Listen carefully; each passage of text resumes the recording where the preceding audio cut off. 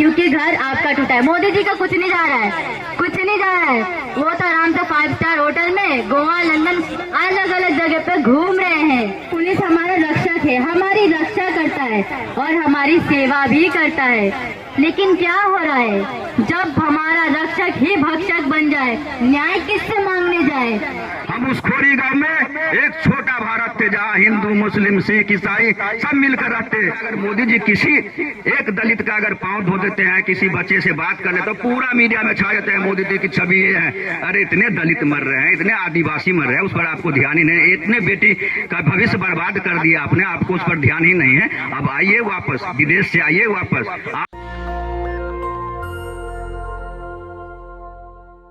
जानते हैं क्योंकि आप लोगों के साथ हुआ है, आप लोगों के साथ हुआ है।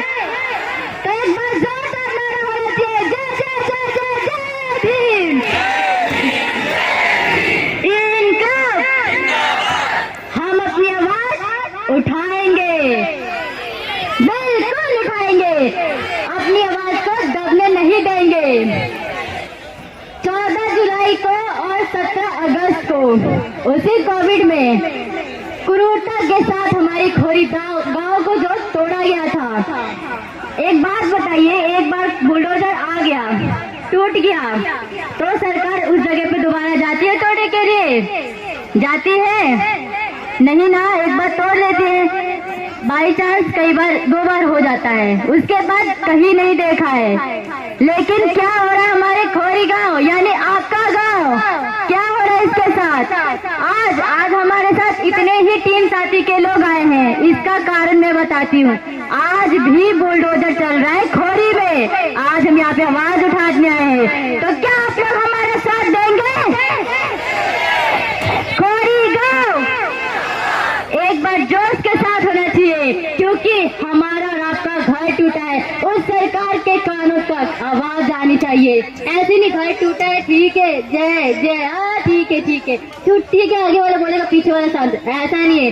आवाज उठाना है, उठाने के लिए आए हैं। आवाज दबाने के लिए तो घर में भी बैठ सकते थे कि ठीक है बैठ जाते, हवा खाते यहाँ पे भी, लेकिन नहीं। मेरे भाइयों और मेरे बहनों, अपनी आवाजों को उठाना है। ये कैसे होगा? एकता के साथ होगा, क्योंकि घर आपका टूटा है। मोदी जी का कुछ नहीं जा रहा है, कुछ नहीं जा रहा है। वो तो आराम से 5 स्टार होटल में गोवा, लंदन, अलग अलग जगह पे घूम रहे हैं, उनका कोई मतलब नहीं है। लेकिन हमें ये आवाज उठानी है, तो एक साथ हो जाए, खोरी गांव, खोरी गांव। पीछे वाले आवाज एक बार जोरदार लगाएंगे, खोरी गांव, खोरी गांव।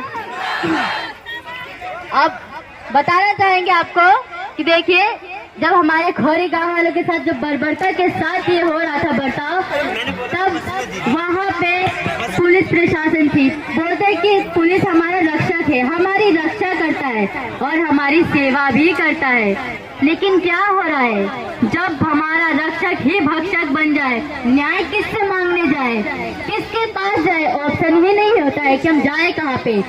जो भी कुछ भी होता है तो हम चले जाते हैं कि हाँ हमें न्याय चाहिए। लेकिन हमारे खोरी गांव वालों के साथ इतना बुरा बर्ताव हुआ उस महामारी में, और पुलिस वाले जो है घरों में आके उन लोगों के साथ बहुत आते थे, कुर्सी लेते थे, तोड़वाते थे, सामने सब देखते थे, और उसके बाद उसी घर को, उसी सामान को तोड़ देते थे। लेकिन आजकल की डेट में अभी भी खोरी गांव का बुलडोजर उस पर भी चल रहा है। आज भी वो मलबे के ढेर में न जाने क्या करने आ रहे हैं। ये एक सवाल है हमारे खोरी गांव की तरफ से, पूरे गांव की तरफ से एक सवाल है कि जब एक बार टूट गया तो बार बार क्या करने आ रही है। और एक बात बताइए, वहाँ पे 10,000 घर तोड़े, लेकिन वहाँ पे 10,000 तो नहीं थी, आबादी तो कितनी सारी थी, 1.5 लाख से ऊपर थी। लेकिन क्या हुआ, हमारे वहाँ पे बोलते पुनर्वास किसी को नहीं मिला है। 5,000 वहाँ पे 5,000 के लोगों को, जो भी टीम साथी के थ्रू हुआ था, 10,000 लोगों को घर तोड़ा गया। 1,009 की लिस्टिंग हुई थी, लेकिन वो जो डब्बो कॉलोनी है, कॉलोनी जो दिया गया था, बोले थे कि इसमें हम शिफ्ट करेंगे खोरी गांव के लोगों को। लेकिन उस घर का अगर ढांचा देखा जाए तो वहाँ पे ना शिक्षा का है, घर तो बिल्कुल देखने लायक नहीं। वहाँ पे आज से हम लोग देखने गए थे तो वहाँ पे सुअरों का खुबार था। खोरी गांव कोई इंसान नहीं है क्या? सुअरों को खुबार में रहने जाएंगे? मोदी जी एक बार आके उस फ्लैट में रह ले, हम वहीं पर अपनी जिंदगी गुजार देंगे। रहने आएंगे वो नहीं आएंगे। वो 5 स्टार होटल के गरीबों के साथ रहने नहीं आएंगे। और बताना चाहेंगे आपको कि वो जो डब्बा कलर का फ्लैट है उसका एक घुसा मारेंगे तो गिर के झड़ जाएगा। वहाँ पे बच्चे हैं, बच्चे लोग को चोट लगेगी, खेलेंगे तो नुकसान किसका होगा? हम लोग का होगा। उनका क्या होगा? बाल बच्चे हमारे हैं, उनके थोड़ी ना है। मोदी जी को बाल बच्चे का क्या पता, आप लोग जानते ही हैं। मैं कहना नहीं चाहती हूँ और बताना चाहूंगी कि देखिए, हमें सतर्क करना है, हमें आवाज उठाना है। और वो डब्बा कॉलोनी रहने लायक बिल्कुल नहीं है। और हाँ, 1009 को ही पात्र माना गया। बाकी लोग क्या थे? चिड़िया थे जो उड़ गए। बाकी लोग कहाँ जाएंगे? उनका भी तो व्यवस्था होना चाहिए ना। तोड़ने में जितना फुर्ती दिखाए इन्होंने, जो तोड़ना था 3 हफ्ते में, 1 हफ्ते में तोड़ के बैठ गए। डब्बा फ्लैट को 14 महीना हो गया, अभी तक ठीक नहीं हुआ।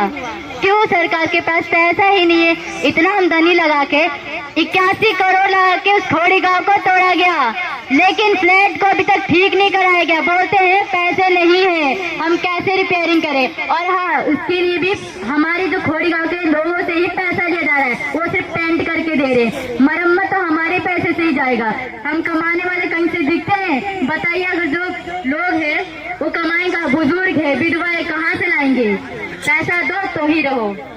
बस इसी के साथ मैं अपने शब्दों को विराम देना चाहती हूँ। आप भावनाओं को समझ सकते हैं, आप लोग समझ सकते हैं, वो नहीं समझ सकते, क्योंकि मैं जानती हूँ, क्योंकि घर हमारा टूटा है। सभी को जिंदाबाद। मोदी जी के राज में, अरे मोदी जी के राज में, जैसे देखिए खोरी के बात हमारे मुस्कान बहन रख रहे थे। हमारे टीम साथी के बहुत और सदस्य है। अब समय कम है तो सबका परिचय नहीं देना चाहूंगा, लेकिन मैं कहूंगा 7 जून एक ऐसा दिन जो खोरी गांव में माननीय सर्वोच्च न्यायालय के द्वारा, माननीय सर्वोच्च न्यायालय के कलम से उस ऐसा एटम बम जिसका नाम हम देते हैं कलम की बम, कलम की बम, एक ऐसा बम जहां पर 10,000 परिवार, आप समझ सकते हैं 10,000 जहां घर हो, पक्के मकान थे हम लोगों के। हम लोगों ने मकानें खरीदी थी, जमीनें खरीदी थी, और उसमें हमारे साथ किस तरह अत्याचार हुआ, किस तरह हम लोग को पिटीशन प्रशासन के द्वारा अत्याचार किया गया। क्या जब 10,000 घर बस रहे थे, मोदी जी आपकी प्रशासन क्या कर रही थी? आपके वन विभाग क्या कर रहे थे? आप कहाँ सोए थे? अचानक तो 10,000 नए घर बन जाते ना, हैं? अगर जमीन लीगल नहीं थी, अनलीगल थी, कैसे हुई? आपके राज में आपके प्रशासन, MCA, फॉरेस्ट वाले सरकार सो रहे थे क्या? लाखों लोगों को आपने विस्थापित किया और 10,000 लोगों का घर तोड़े, 1,009 लोगों को आपने पुनर्वास का पात्र माना है। हम उस खोरी गांव में एक छोटा भारत थे जहां हिंदू, मुस्लिम, सिख, ईसाई सब मिलकर रहते। वहां हजारों मंदिरें, मस्जिदें, गुरुद्वारे सब थे। आपने सबको ध्वस्त कर दिया।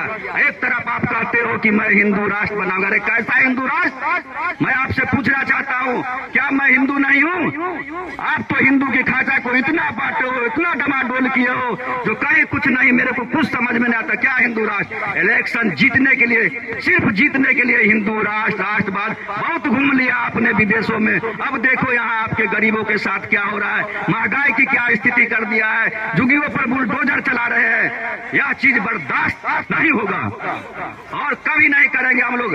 और आप समझ लीजिए, हमने आपको क्यों वोट दिया था? अरे मोदी जी, हमने भी आपको पिछड़े जाति ही समझे थे। आप कहते थे ना कि मैं यहाँ पिछड़े जाति से हूँ तो हूँ, इसलिए हमने वोट दिया था। पुश मारा आपको, 15 लाख देंगे, 15 लाख में एक बार बना दिया। दूसरी बात 370 क्या क्या में बना दिया। अब अगर हम तीसरी बार उनको जिताते हैं तो हम गरीबों को रोड पर लाके वो रख देंगे और हम लोगों को संभालना पड़ेगा। एक एक चीज शब्द को पकड़ना पड़ेगा, किस तरह हम लोगों को आपस में बांटते हैं, कभी हिंदू कभी मुसलमान। अब नहीं सुनना है, बहुत सुन ले। 2 बार वोट दिया, हम भी आपके वोटर हैं। हमारा घर तोड़े आपने, कैसे तोड़ दिया? क्या हम भारत के नागरिक नहीं है क्या? हमारा क्या घर का अधिकार नहीं है क्या?